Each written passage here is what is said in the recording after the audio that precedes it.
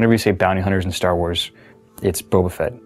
That's what people think of automatically. Our first Boba Fett 6scale figure is from Empire Strikes Back. The Empire Fett is unique in the costume color, the color and the deco of the armor.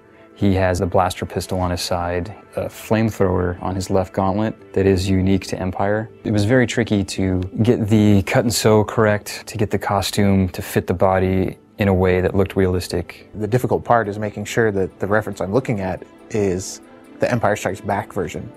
Whether it's the color of the braids on his shoulder, the number of pouches he has on his belt, does he have spats, no spats, the color of the costume, all these things are so specific to each version. It's kind of jaw-dropping. It's a little overwhelming to kind of step into.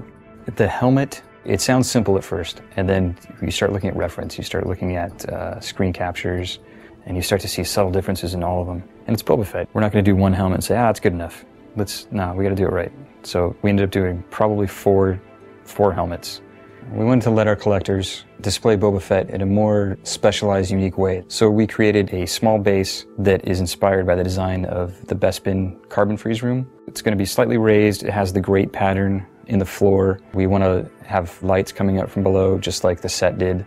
For an exclusive, we're doing our standard 6scale figure base with a deco of the fire spray logo. It's the symbol that he has on his chest. This Boba Fett is the first of many Boba Fetts that we want to do. It was a challenge to get everything to jive up the way it's supposed to.